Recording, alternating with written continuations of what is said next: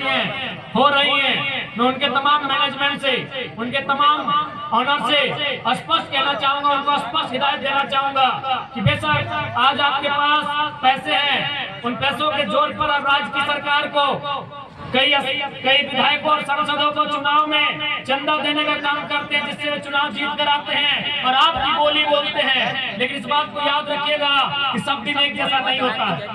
मैं आज इस कार्यक्रम के माध्यम से आसपास में जितनी भी कंपनियां हैं, जितनी भी फैक्ट्रियां संचालित हो रही हैं, चाहे वो खनन कंपनियां हो या फिर कोई उद्योग की कंपनियां हो, जो भी आसपास के क्षेत्र में संचालित हो रहे हैं और जो रैतों के अधिकार को दरकिनार कर रहे हैं, जो स्थानीय लोगों के अधिकार को दरकिनार कर रहे हैं, मैं उन्हें स्पष्ट संदेश दूंगा कि समय अभी आपके पास है, आपके पास पूंजी है, उस पूंजी से आप सरकार को बनने और बिगड़ने में भाग्य तय कर रहे हैं। लेकिन सब दिन एक जैसा नहीं होगा, किसी भी आदमी को इतना नहीं सताया जाए कि क्षेत्र के सिरका के फुटबॉल मैदान में आज के इस विस्थापित अधिकार जनसभा के कार्यक्रम में मंच में मंचासीन हमारे सभी सम्मानित साथियों, क्योंकि सभी का नाम ले पाना संभव नहीं है, ऐसे भी कार्यक्रम में काफी समय जाया हो चुका है, इसीलिए कोई अन्यथा में नहीं लेंगे। मंच के नीचे विराजमान हमारी माताएं, बहनें, हमारे भाई, हमारे अभिभावक, नौजवान साथियों, लोकतंत्र की ज्योति स्तंभ के रूप में प्रख्यात मीडिया के साथियों तथा स्थानीय थाना की पुलिस के तमाम सिपाहियों और विशेषकर इस कार्यक्रम को आयोजन में अपनी भूमिका का विशेष निर्वहन करने वाले रामगढ़ जिला के तमाम साथियों, आप सभी को जोहार। और विशेषकर एक सांस्कृतिक टीम जिनमें सावित्री दी, नरेश दास समेत आए हैं, उनको भी जोहार। तो जैसा कि आप सभी जान रहे हैं कि आज का जो कार्यक्रम रखा गया है, मूल रूप से जिस क्षेत्र में इस कार्यक्रम को रखा गया है, यह एक विस्थापितों का क्षेत्र है। आज का कार्यक्रम भी विस्थापितों के अधिकार के संदर्भ में ही रखा गया है। आज झारखंड राज्य विस्थापन की अगर बात करें तो विस्थापन केवल झारखंड राज्य की समस्या नहीं है। विस्थापन का मतलब होता है कि चाहे उद्योग के माध्यम से, खनन के माध्यम से अथवा अन्य योजना परियोजनाओं के माध्यम से जब किसी किसान की जमीन को अधिग्रहण किया जाता है तो उसे विस्थापित होना पड़ता है। यानी विस्थापन का दंश, विस्थापन का दर्द, विस्थापन की पीड़ा अभी तो केवल झारखंड ने नहीं, पूरे विश्व ने देखा है। चाहे ऑस्ट्रेलिया हो, फ्रांस हो, जर्मनी हो, ब्रिटेन हो, दुनिया के सभी देशों ने विस्थापन की समस्या को देखा है। लेकिन झारखंड के संदर्भ में ये कहा जा सकता है कि जमीन देने के बाद अगर किसी को दुत्कार मिला है, विस्थापित होने के बाद अगर किसी को दुत्कार मिला है, जिसे नियोजन ना मिलकर थाना प्रशासन की लाठियां मिली है, जिसे मुआवजा ना मिलकर कानूनी धाराएं मिली है, तो हम कह सकते हैं वो झारखंड राज्य है। विस्थापन हर एक देश में होता है, विस्थापन इस देश के बाकी राज्यों में भी होता है, लेकिन जब झारखंड की बात आती है तो कहीं ना कहीं इस बात को मानना होगा, इस बात को हमें स्वीकारना होगा कि विस्थापितों को न्याय की बात आए, चाहे वो आपका रामगढ़ हो या बगल में हजारीबाग का बड़का गांव।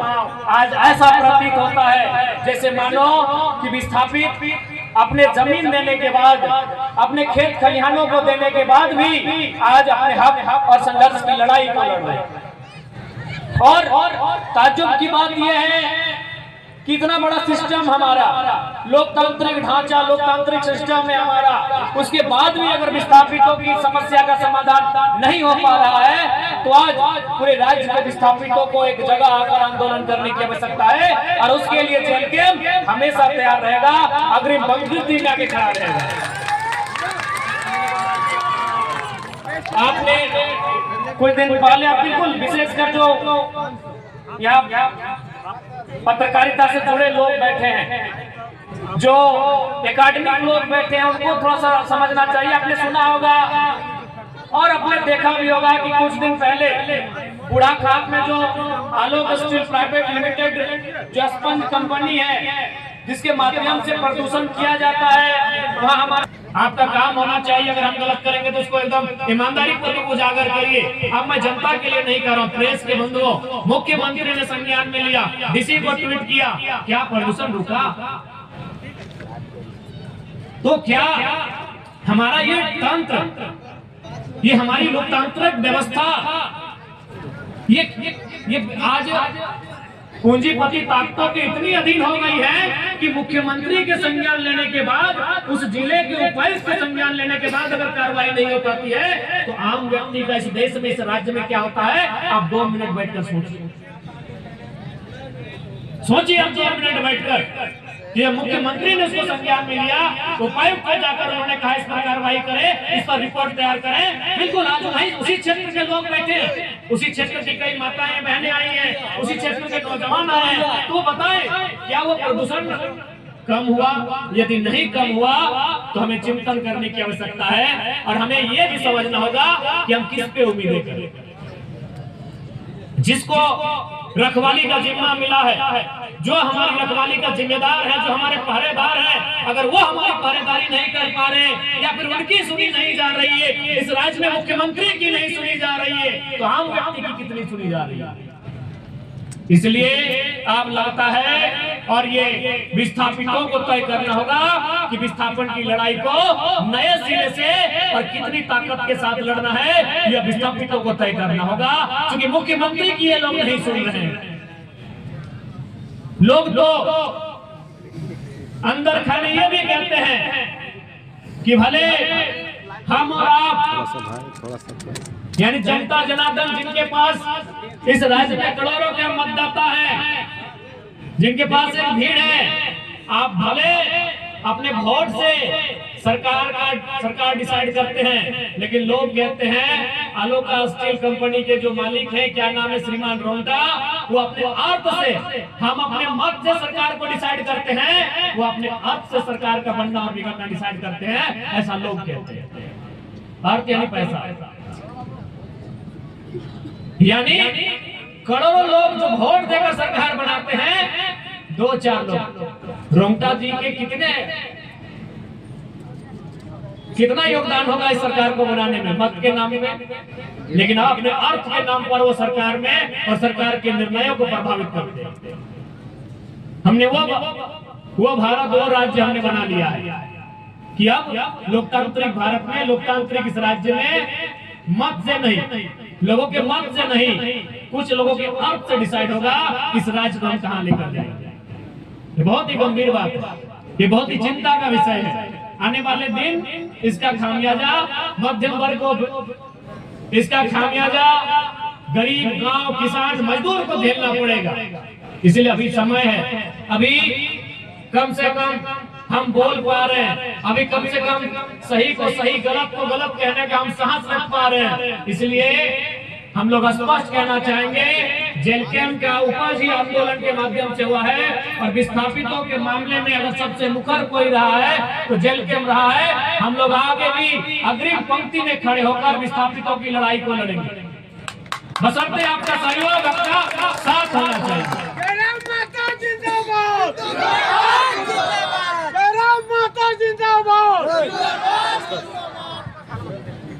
और बिल्कुल आज इस बात को हम खुले मन से मानते हैं कि जो समस्याएं हैं और जो हम संघर्ष कर रहे हैं, हमारे संघर्ष से समस्याएं बड़ी हैं, इसीलिए समाधान नहीं हो पा रहा।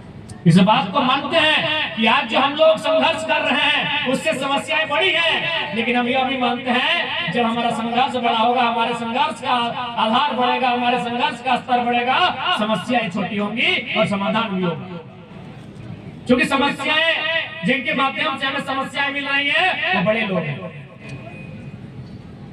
इस व्यवस्था में उनकी पकड़ है, सत्ता में उनकी पकड़ है, और जो संघर्ष करने वाले लोग हैं वो कहीं न कहीं लाचार किसान बेबस लोग हैं, लेकिन जब वो एकजुट होकर संघर्ष करेंगे, एक होकर अपनी लड़ाई को लड़ेंगे, तो मुझे पूर्ण विश्वास है समस्याएं बहुत छोटी पड़ जाएंगी और हमारे संघर्ष का स्तर बहुत ऊंचा हो जाएगा। और आज हर एक विस्थापित क्षेत्र को ये तय करना होगा, हर एक गांव को ये तय करना होगा, हर एक किसान को ये तय करना होगा कि आज संघर्ष की लड़ाई को एकजुटता से वो धार देनी है कि समस्याएं हमारे सामने आकर बोनी पड़ जाए, ये हमें तय करने का। आज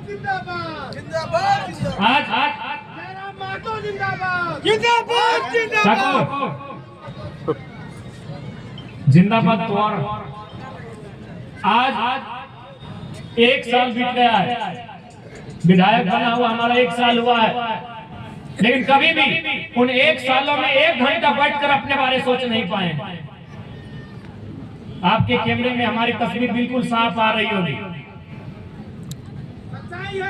अल्ट्रा 24 का भी मोबाइल होगा आपके पास, 17 आईफोन 17 होगा।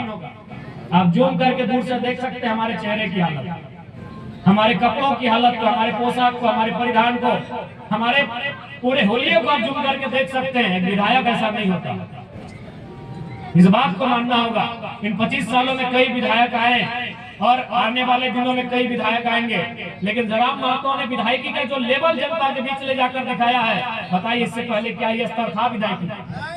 इतने सुलभ जनता के लिए कोई था? आपने देखा होगा कई लोग आए, उन्होंने हमारे कंधों पे, कंधे तक हाथ रखा।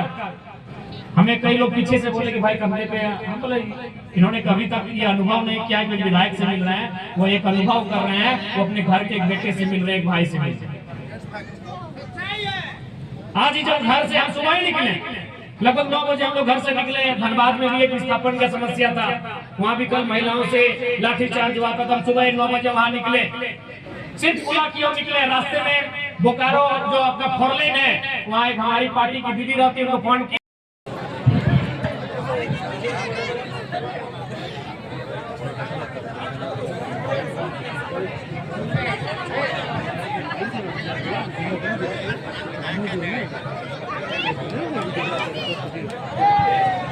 हेलो, मंच पर से भीड़ थोड़ा खाली करें, सबसे चलिए और तमाम आगे बढ़े, भीड़ मत लगाइए, अपना सहयोग दें। जितने भी वॉलंटियर साथी हैं सबसे आग्रह करेंगे कि आप लोग थोड़ा मंच को खाली करवाएं।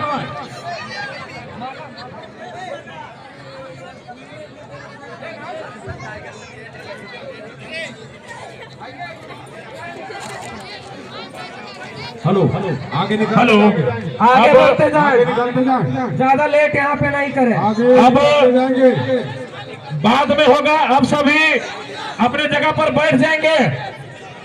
अब हमारे बीच आदरणीय जीवन की स्वतंत्रता, तो जीवन की स्वतंत्रता मतलब प्रदूषण से अगर हम बीमार हो रहे हैं, उस प्रदूषण से अगर हम पीड़ित हो रहे हैं, तो वह प्रदूषण से पीड़ित होना, प्रदूषण से बीमार होना भी कहीं ना कहीं हमारे जीवन की स्वतंत्रता पर आघात करता है। तो आज यदि लोकतांत्रिक व्यवस्था पर कोई चोट पहुंचा रहा है, मौलिक अधिकारों पर कोई चोट पहुंचा रहा है, तो आज कंपनी की गलत नीतियां हैं, कंपनी के गलत कार्यक्रम है, कंपनी की मनमानी है। लेकिन कितना दुर्भाग्य की बात है।